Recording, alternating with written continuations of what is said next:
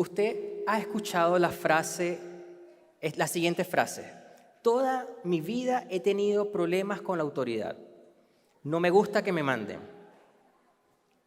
O tal vez esta frase, o de alguien haberla escuchado: no se le puede decir nada a esta persona.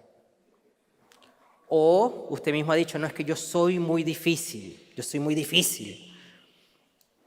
O nadie me entiende. Si todos supieran por lo que yo he pasado en mi infancia, me tratarían mejor. Y estoy solo y no me importa.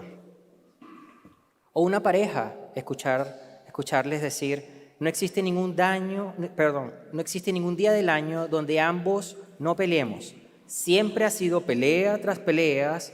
Él es el culpable. Ha tenido 3 parejas que no lo han soportado y yo mucho menos. Estos comentarios son muy frecuentes, ¿cierto? Son muy frecuentes y están en la boca de cualquier persona. El punto de esto es que las personas tenemos patrones, tenemos hábitos, tenemos conductas, y eso es lo que nos define mayormente. Ahora, me atrevería a decir que son más los hábitos incorrectos o hábitos pecaminosos que los hábitos correctos. Y quizás cuando usted escucha este tipo de interrogantes, de situaciones que la gente dice: no, yo soy así, usted a su mente le viene y dice: no, es que la gente no aprende, ¿verdad? No, la gente aprende a los golpes, la gente no cambia. Tiene que pasar una tragedia y allí sí va a aprender, ¿cierto? O cuántas veces también ha escuchado personas que dicen: es imposible que la gente cambie, para cambiar la gente tiene que nacer otra vez. Lamentablemente, esta misma idea de oposición a cambiar se ha introducido de una manera muy sutil en la vida de la iglesia. Personas que, ya siendo cristianas, sostienen una postura de seguir con sus hábitos pecaminosos sin importar, porque ellos dicen: Dios me ama tal como soy y sabe que yo soy un pecador, pero hay gente peor que yo. Y claro, y cuando dicen eso, realmente lo que están haciendo es decir: no me importa si yo sigo siendo un ladrón, un impuntual, un irresponsable, un amargado, un iracundo, un homosexual, un adúltero, un fornicario, un chismoso, un murmurador, un envidioso, un codicioso, un idólatra, un egoísta, un grosero, un pendenciero. No importa lo que yo sea, lo importante es que Dios me ama, Dios me comprende, Dios me perdona y aún me sigue amando, y los cambios van a venir más adelante. Algún día Dios me va a cambiar eso. Este mismo pensar se ha metido dentro de la iglesia. Y esto, a pesar de que estas personas muestran un Dios con D minúscula, tolerante, amoroso, difiere totalmente de lo que su palabra y Dios mismo ha revelado de sí a través de ella. Y es porque estos pensamientos, sobre todo en el cristiano, le da cierta comodidad, le da cierta confort a su rebeldía, y obviamente no actúa lo actúa como un justificativo para persistir en el error. Entonces, la pregunta que queríamos iniciar a partir de estos estudios es la siguiente: ¿realmente el ser humano puede cambiar? ¿Realmente podemos cambiar? Y de ser así, ¿cómo podemos lograr el cambio? Queridos, quizás es posible que por muchos años te encuentres luchando con tu carácter, en esas áreas donde una y otra vez te encuentras patinando. Y tanto tú como que los que te rodean han perdido la esperanza de ver un cambio. ¿O es posible que hayas venido hoy buscando una solución? Bueno, déjame decirte que con gozo te puedo decir que hay una solución. El cambio es posible. Sí puedes cambiar. Puedes ser un hombre, puedes ser una mujer completamente nueva, que viva con un nuevo enfoque y un nuevo deseo, con cambios significativos y perdurables. Y esto es lo que vamos a hacer hoy. Vamos a ver a través de las Escrituras cómo podemos responder a estas interrogantes y cómo a partir de acá, cuando nosotros podamos aconsejar, no solamente a otras personas, sino aún a nosotros mismos, evaluar que yo puedo cambiar. Y muchas veces nos rehusamos y decimos, no, es que es muy difícil que esta persona cambie, o es muy difícil que yo cambie, o los cambios vendrán más adelante. Y eso es lo que queremos estudiar a partir de hoy. Acompáñenme en oración.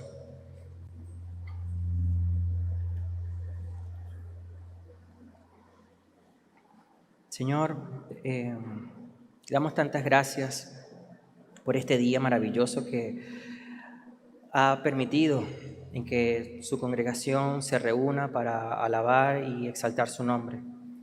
Señor, con humildad y reverencia venimos ante usted pidiendo de su sabiduría, pidiendo, Señor, de su gracia y de su misericordia, para que seamos instruidos en su palabra y podamos, Señor, ver las perlas, lo precioso de estas verdades que están en su palabra, Señor.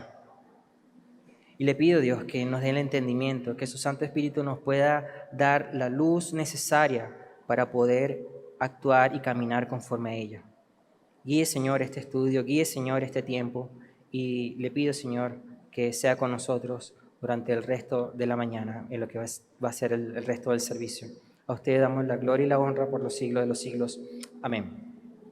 Entonces, esta es la lección número 12. ¿Podemos cambiar? Y la pregunta inicial, o la primera base que podemos establecer es ¿quién puede cambiar? Sonará como redundante, ¿no? Pero es necesario saber quién tiene la facultad de cambiar. ¿Todos pueden cambiar? ¿Cómo es el tipo de cambio que pueden hacer las personas? Y como le decía, esta es la primera base del ser humano. Y esta es la naturaleza. Primero debemos entender cuál es la naturaleza del hombre. Cuando hablo de la naturaleza del hombre me refiero a cuál es la voluntad inicial que tiene el ser humano. Cuál es lo que de por sí, por defecto, por algo innato hacen. El hombre, al nacer, tiene un deseo natural, como que no se aprende, pero un deseo natural de hacer lo malo, de pecar consciente y deliberadamente. Y a medida que va envejeciendo y madurando, su inclinación a hacer el mal incrementa. O sea, ¿están de acuerdo a esto? No, a pesar de que el hombre sigue creciendo, en vez de saber y aprender de sus errores, al contrario, sigue cometiendo errores una y otra vez y va incrementando a medida que va envejeciendo.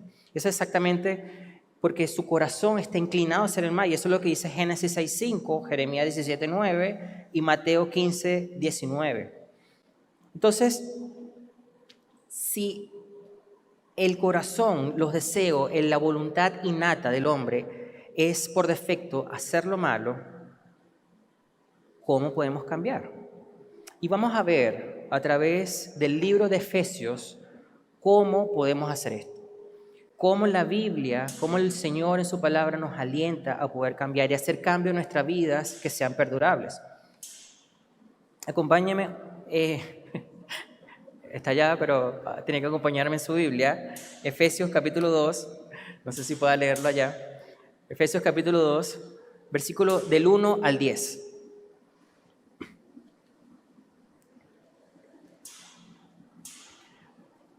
Leo la palabra del Señor para ustedes. Y Él les dio vida a ustedes que estaban muertos en sus delitos y pecados, en los cuales anduvieron en otro tiempo según la corriente de este mundo, conforme al príncipe de la potestad del aire, el espíritu que ahora opera en los hijos de desobediencia. Entre ellos, también todos nosotros en otro tiempo vivíamos en las pasiones de nuestra carne, satisfaciendo los deseos de la carne y de la mente, y éramos por naturaleza hijos de ira, lo mismo que los demás. Pero Dios, que es rico en misericordia, por causa del gran amor con que nos amó, aun cuando estábamos muertos en nuestros delitos, nos dio vida juntamente con Cristo. Por gracia ustedes han sido salvados. Y con Él nos resucitó, y con Él nos sentó en lugares celestiales en Cristo Jesús, a fin de poder mostrar en los siglos venideros las sobreabundantes riquezas de su gracia por su bondad para con nosotros en Cristo Jesús. Porque por gracia ustedes han sido salvados por medio de la fe, y esto no procede de ustedes, sino que es un don de Dios, no por obras, para que nadie se gloríe, porque somos hechura suya, creados en Cristo Jesús para hacer buenas obras, las cuales Dios preparó de antemano para que anduviéramos en ellas. Entonces, este pasaje nos dice cuál es la condición inicial del hombre, qué hace Dios para poder cambiar al hombre y ahora qué está disponible, ahora qué el hombre puede disponer en hacer conforme a lo que ocurrió en la vida de él. Y eso lo quería señalar como el primer punto. El primer punto para si podemos cambiar es saber que el inconverso se opone a cambiar porque no puede ni quiere hacer la voluntad de Dios. El no creyente, la persona que rechaza a Dios, se opone al cambio. No quiere cambiar, porque no puede ni quiere hacer la voluntad de Dios. Leamos nuevamente el versículo, del versículo 1 al versículo 3. Y Él les dio vida a ustedes que estaban muertos en sus delitos y pecados, en los cuales anduvieron en otro tiempo según la corriente de este mundo, conforme al príncipe de la potestad del aire, el espíritu que ahora opera en los hijos de desobediencias. Entre ellos también todos nosotros en otro tiempo vivíamos en las pasiones de nuestra carne, satisfaciendo los deseos de la carne y de la mente, y éramos por naturaleza hijos de ira, lo mismo que los demás. Estos pasajes hay ciertas palabras clave que espero que usted lo haya podido identificar. Déjeme ayudarle. Las palabras claves que aparecen allí, hay tantas, pero el enfoque del aplicativo que queremos estudiar esta mañana, estaban, le dio vida cuando estaban, anduvieron, vivíamos y éramos. Y esto son conjugaciones verbales que se definen como pretérito imperfecto del modo indicativo. ¿Qué quiere decir esto? Que esto se emplea, estas conjugaciones se emplean para describir un estado o una situación que era habitual, continuas durante el pasado. Y Dios, por inspiración, Pablo, por inspiración de Dios, que cuando estaba escribiendo esta carta, él estaba dando cuál era la condición inicial a la iglesia de Efesios de antes. Él decía, ustedes vivían en la corriente de este mundo, satisfaciendo los deseos de la mente y los deseos de la carne. Y él señala en la distinción que ahí estaba el estado muertos, estaban muertos en sus delitos y pecados, pero Dios da vida. Y el enfoque que yo te quiero dar esta mañana es cuál es ese estado de muerte espiritualmente. Por eso es que el primer punto decía el inconverso no puede hacer la voluntad de Dios. El hombre muerto espiritualmente camina según la corriente de este mundo y él satisface todos los deseos de su carne y de su mente. El inconverso vive y se deleita en esas pasiones de la carne. No tiene límite. Le da rienda suelta a lo que su mente y su carne pide. Toda la voluntad de pequeño de aquellas personas que rechazan a Dios es hacer lo malo desde la juventud, tal como dice Génesis 8:21. Es decir, lo que caracteriza a un muerto espiritualmente es su estilo de vida. Y esta es la razón por la que la gente no cambia, porque no tiene nada de que arrepentirse, porque todo lo que hace le parece correcto. Déjame ponerte este ejemplo. ¿Alguna vez te has escuchado a un inconverso decir, hoy estoy siendo muy áspero con mi esposa? ¿Alguna vez te has escuchado a un inconverso decir eso? O decir, me he estado airando mucho últimamente, creo. O de repente una persona que no quiere saber nada de Dios dice, creo que debo pedir perdón. Al contrario, ¿no? Siempre es como que lo otro, que se arrepientan de aquello. O un inconverso decir, he tenido pensamientos impuros esta semana. O creo que estoy siendo egoísta. No existe tal cosa. El inconverso no tiene esta meditación de hacer lo correcto, porque su naturaleza y su mente es siempre hacer el mal, y no hay nada que lo haga meditar sobre eso, sobre sus acciones. Para él todo está bien, los demás es lo que tiene que cambiar, yo estoy bien, yo debo seguir con mi vida. Esa persona, lo que la Biblia dice, según lo que dice Efesios, vive en la corriente de este mundo, gobernado por Satanás, y no hay un espíritu que le permita cambiar. Estar muerto espiritualmente significa que no tenemos la voluntad ni la capacidad de agradar a Dios, y mucho menos de hacer lo correcto. Estar muerto espiritualmente significa no agradar a Dios y mucho menos hacer lo correcto.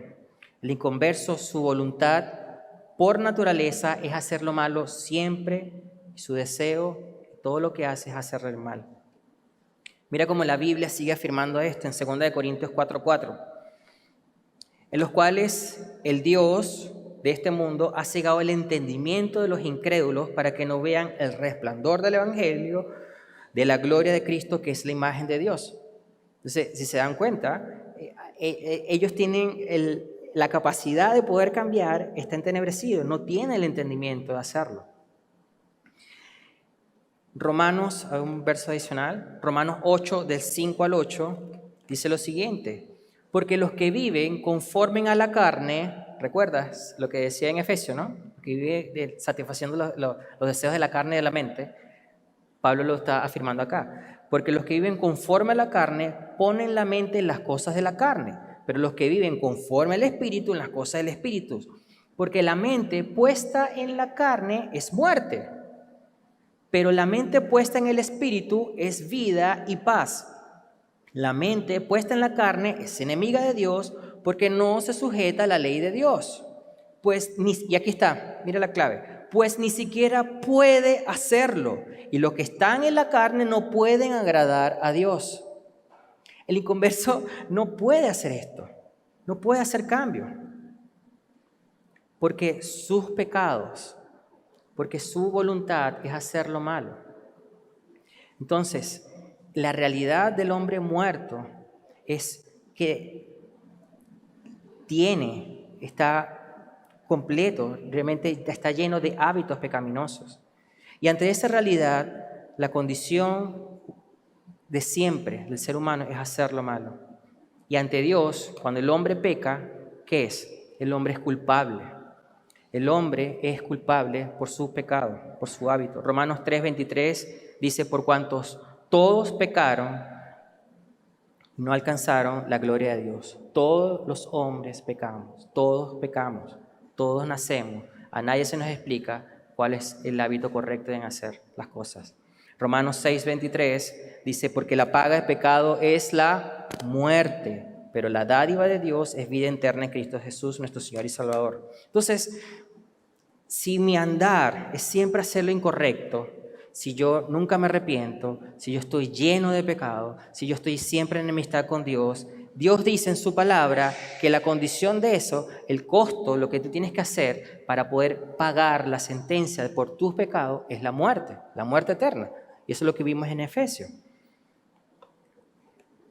Esa fue la sentencia, hermanos, de Adán y Eva en el jardín. Y esa sigue siendo la sentencia de hoy en día. Estamos en enemistad con Dios porque nos complace pecar nuestra carne y nuestra mente. Y estamos en enemistad con Dios. Ahora, ante ese panorama, el de estar muerto y no poder responder correctamente, la solución, si yo quiero responder correctamente, es lo opuesto, ¿no? Es estar vivo. Y eso es precisamente lo que el texto de Efesios dice. Y eso nos lleva a nuestro segundo punto. El Evangelio da vida. Es el nuevo deseo para cambiar. Vuelve, por favor, a Efesios capítulo 2, versículos 4 al 9. Dice: pero Dios, que es rico en misericordia, por causa del gran amor con que nos amó, aun cuando estábamos muertos en nuestros delitos, nos dio vida juntamente con Cristo. Por gracia ustedes han sido salvados. Y con Él nos resucitó, y con Él nos sentó en lugares celestiales en Cristo Jesús, a fin de poder mostrar en los siglos venideros la sobreabundante riqueza de su gracia por su bondad para con nosotros en Cristo Jesús. Porque por gracia ustedes han sido salvados por medio de la fe, y esto no procede de ustedes, sino que es un don de Dios, no por obra, para que nadie se gloríe. Dada nuestra condición de estar muerto espiritualmente, de no poder hacer lo correcto, de siempre pecar tras pecar tras pecar, pecar y pecar y pecar, Dios, en su soberanía, por amor, por misericordia y afecto de su voluntad, Él nos salva de su ira santa.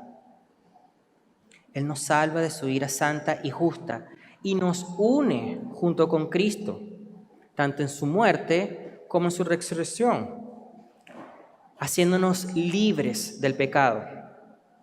Es decir, cuando nosotros vamos en arrepentimiento y entendemos lo que Dios hizo por medio de Cristo en la cruz, al darnos vida eterna, nosotros ahora tenemos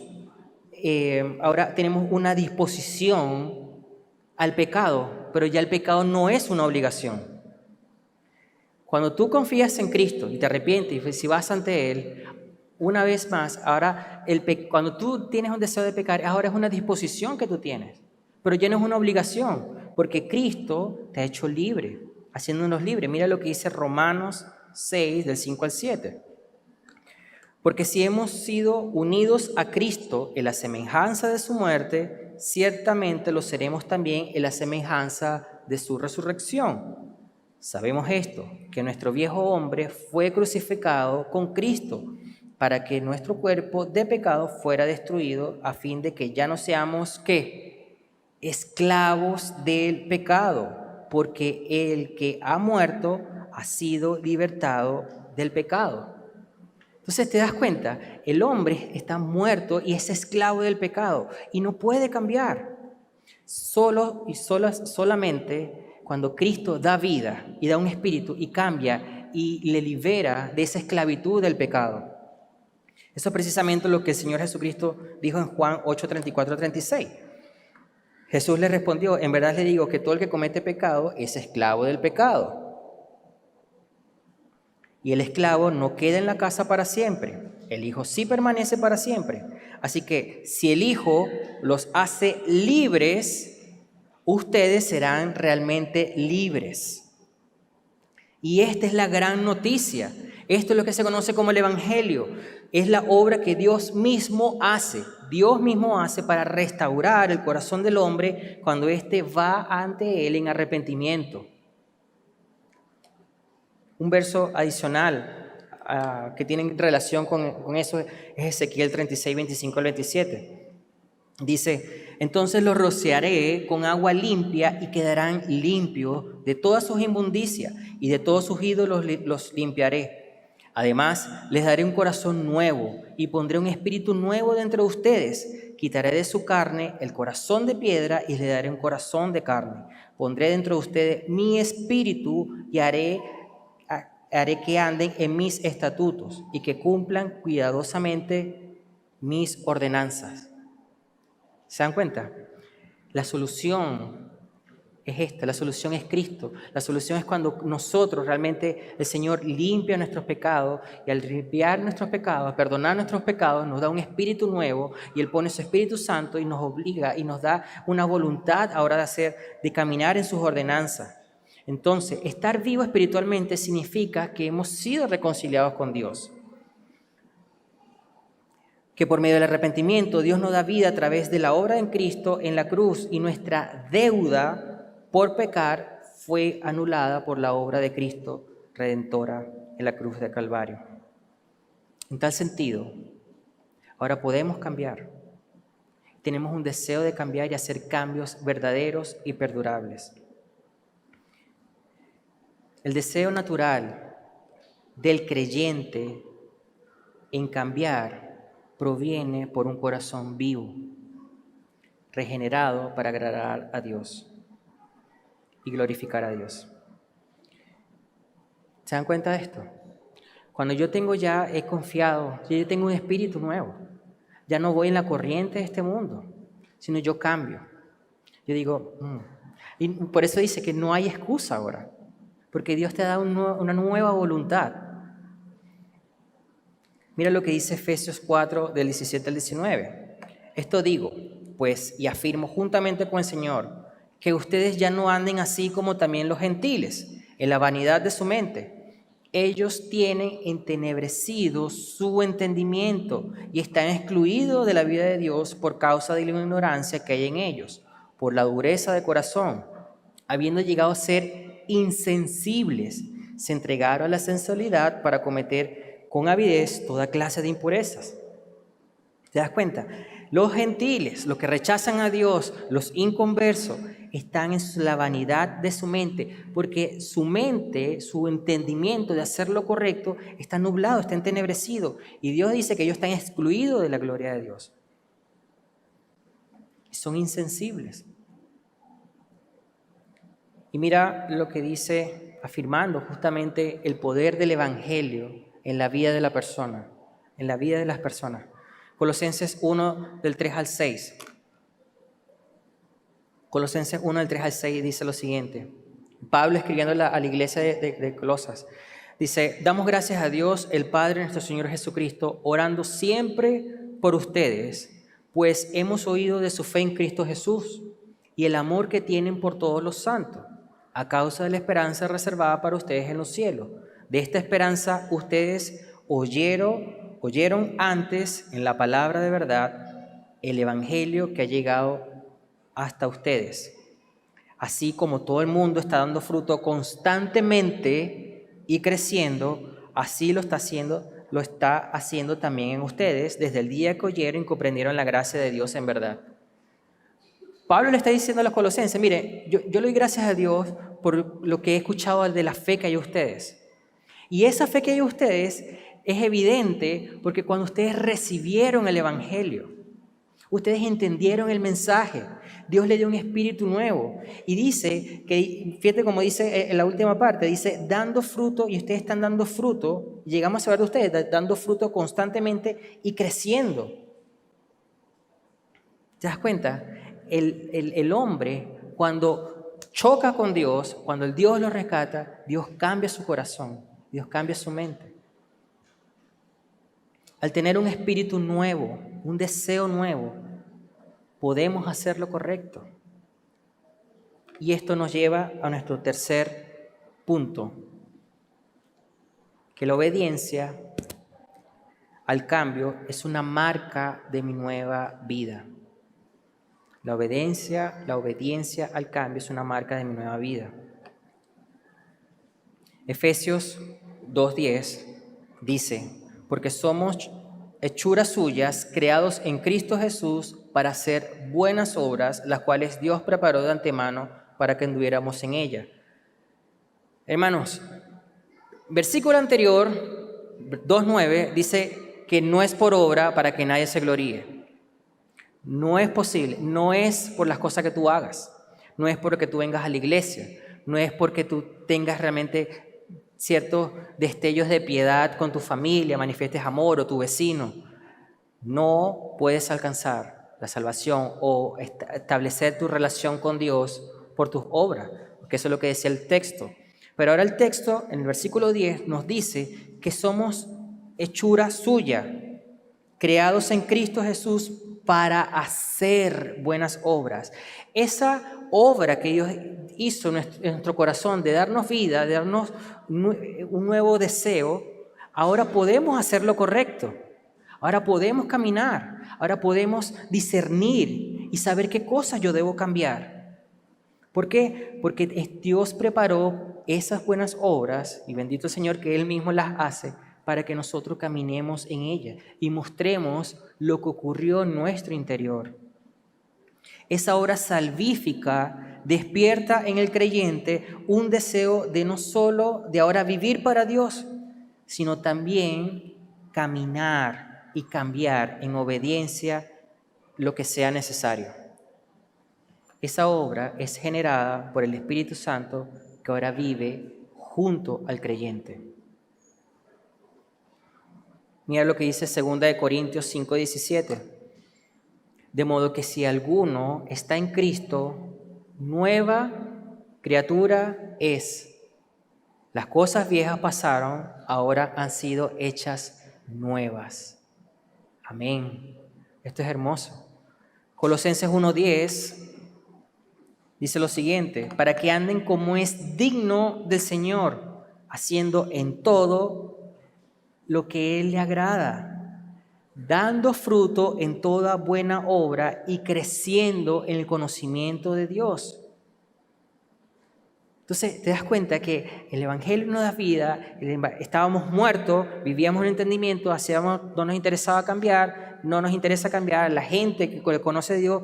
Y por eso es que a veces no sé si tú has tenido esta experiencia de que hay gente que viene con sus problemas, divorcio, estrés, desánimo, ataques de pánico, lo que sea, y uno lo quiere ayudar. La mejor ayuda que usted le pueda hacer es pueda conocer el Evangelio. Predícale el Evangelio. Él no va a querer hacer lo correcto si el Espíritu de Dios no mora en esa persona. Ahora, yo voy a hacer unas ciertas preguntas que quizás usted se está haciendo o que quizás se podrá haber hecho. Quizás usted está diciendo: Gabriel, yo he visto gente alcohólica que han ido a Alcohólicos Anónimos y hacen los 12 pasos y cambiaron. ¿De qué sirve eso? O, yo he visto parejas que tenían un conflicto, se agarraban a sangre todos los días y fueron a una terapia familiar y ahora son otros. ¿De qué sirve eso? O, lo que también es muy frecuente, dice: yo tenía problemas de ansiedad, de estrés, desánimo, ataques de pánico, y fui al psiquiatra y me mandaron unos medicamentos que me ayudaron muchísimo, ahora duermo como un bebé. O quizá usted ha escuchado gente que tenga esos argumentos, ¿verdad? Y dice: bueno, realmente si esto es una solución, ¿para qué la Biblia? ¿Para qué la palabra de Dios? Y si bien esto es posible que ocurra en ciertas situaciones, esto no soluciona, hermano, el problema de raíz del hombre. Y el principal problema de raíz del hombre es su enemistad con Dios. Es su enemistad con Dios. El que es alcohólico y hace los 12 pasos, él sustituye ese pecado, lo quita, se abstiene de 9, 10, 6, no sé, 30 años sin tomar alcohol, pero de una otra manera genera otro ídolo porque tiene otro deseo de hacer lo malo, porque está en enemistad con Dios y su naturaleza es siempre hacer lo malo. Entonces va a haber siempre algo de que ese pecado va a ser sustituido por otro pecado, porque su corazón es hacer lo malo. De esto ninguna terapia, ni medicamento, ni especialista, ni métodos, ni consejero los puede librar de la enemistad con Dios. Solo Cristo, por medio de su palabra y su Espíritu, puede dar solución al problema del hombre de raíz. Aquellos que por medio de programas y terapias pueden conseguir una solución, lo que hace es sustituir pecados, realmente. Porque una mente renovada, una mente viva, otorgada por Dios por medio del sacrificio de Cristo, nos hace capaces de vivir vidas piadosas y esforzándonos en agradar a Dios, y por ende impacta nuestras relaciones con los demás. Entonces, la pregunta inicial: ¿podemos cambiar? Sí podemos cambiar. Podemos cambiar. Pero los puntos, déjame recordártelo. El inconverso no puede. Se opone a cambiar porque no puede ni quiere hacer la voluntad de Dios. Podemos cambiar porque el Evangelio nos da vida, nos da un nuevo deseo para cambiar. Y podemos cambiar porque la obediencia es un cambio, es una marca natural de mi nuevo nacimiento. Esta es la base para poder cambiar. ¿Y por qué hablamos esto de consejería? Porque simplemente cuando usted está viene en sesión y viene con sus problemas, lo primero es que debemos atacar el problema inicial. Porque muchas veces la gente viene y dice, mira, yo vengo yo quisiera una reunión, con el pastor, yo quisiera una reunión con un consejero, quisiera que me ayuden porque tengo problemas en mi casa, porque tengo problemas con mi pareja o con mis hijos, con mi jefe, X. Y lo que estás haciendo es invirtiendo las prioridades. Tú quieres establecer tu relación correctamente, horizontalmente, pero lo primero es verticalmente hacia Dios. Esa es nuestra mayor prioridad. No puede haber cambio horizontal si primero no ocurre un cambio en arrepentimiento verticalmente. No puede. Ya para ir cerrando, yo quisiera ayudarte a reflexionar en lo siguiente. ¿Cuál es tu situación el día de hoy?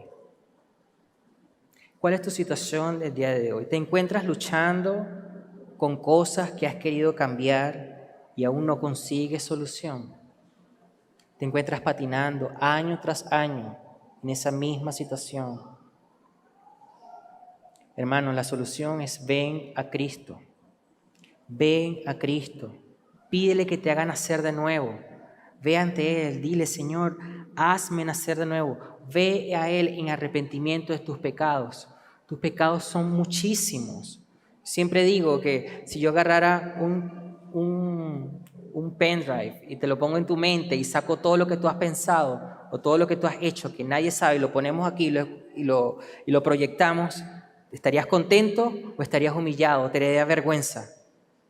Esa es nuestra situación, nos daría vergüenza. Entonces ve ante Dios, arrepiéntete de tus pecados y dile, Señor, yo merezco el castigo eterno, yo merezco tu ira santa, yo merezco pagar por mis pecados. Pero luego ve a Cristo, que Él perdonó, hizo ese pago por nosotros. Y por medio de su sacrificio y de su resurrección, Él nos une. Y venceremos a la muerte, así como Él también resucitó, porque tenemos vida eterna. Entonces, si esa es tu situación, hermano, ven a Cristo en arrepentimiento. Otra pregunta que también para reflexionar, quizá me puede decir, Gabriel, pero ya yo soy cristiano, pero sigo con ciertas cosas, el viejo hombre. Bueno, déjame preguntarte, hermano, ¿cuándo fue la última vez que hiciste el ejercicio de examinar tu vida si estás viviendo en la vieja naturaleza? ¿Cuándo fue la última vez que tú hiciste ese ejercicio de saber qué cosas debes cambiar? ¿Cuándo fue la última vez que te detuviste a pensar en las cosas que debes cambiar para agradar a Dios? Si tú me dices que eres cristiano, se supone, y espero, de que tú hayas participado del bautizo, ¿verdad? Del bautismo. Y todos cuando se bautizan dicen y profesan, y es lo correcto, ¿no? Dice, el viejo hombre muere y nace uno nuevo.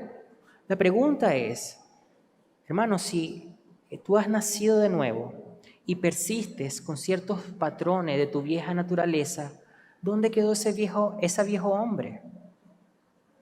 ¿Realmente lo estás trayendo otra vez de vuelta? Tienes vida nueva, tienes un deseo nuevo. Otra pregunta, ¿está tu mente y tu carne más presta a la autosatisfacción que agradar a Dios? Siendo creyente, podemos estar desviándonos y eso es lo que vamos a ver en las próximas lecciones. Como ya aún siendo creyente, puedes establecer cómo el Señor nos alienta, porque no es una fórmula, es la palabra de Dios, cómo el Señor nos alienta a poder cambiar. Pero lo primero es que nosotros debemos hacer este ejercicio de discernimiento y de examinarnos a nosotros mismos. Que el Señor nos ayude, hermanos, a poder ser sensibles. Y siempre, aun si usted es cristiano, si usted tiene años en el Evangelio, todavía tiene áreas donde usted realmente no se la ha cedido a Dios, usted debe ir ante Él en arrepentimiento y decir, Señor, cámbiame. Y va a cambiar, porque Dios le puso un espíritu nuevo y le dio todo lo necesario para hacer lo correcto. Señor, gracias te damos por su maravillosa palabra. Señor, que de una u otra manera nos dice y nos alienta cómo era nuestra condición antes, cuánta maldad hay en nuestro corazón y nuestra mente, Señor, que vivíamos en la corriente de este mundo y no somos más que otros, Señor. Estamos en la misma condición, estábamos muertos en nuestros delitos y pecados. Pero gracias por Cristo, Señor. Gracias por su sacrificio en la cruz. Gracias por despojarse, Señor, de su gloria y venir a encarnarse y morir y pagar por nuestros pecados, Señor. Nosotros merecíamos el castigo eterno. Nosotros merecíamos su santa ira, Señor. Pero por amor nos amó y por gracia, Señor, nos ha salvado. Ayúdenos, Señor, a poder ser sensible, a poder, Señor, establecer esa comunión con usted verticalmente para poder, Señor, llevar frutos, crecer en conocimiento y hacer cambios que sean perdurables y permanentes, Señor. Gracias porque su palabra nos dice todas las cosas, Señor, que necesitamos para conducirnos en esta vida y para poder caminarnos en la piedad, Señor. Rogamos, Señor, que siga con nosotros el resto de la mañana y a usted damos la gloria y la honra que se merece por los siglos de los siglos. Amén.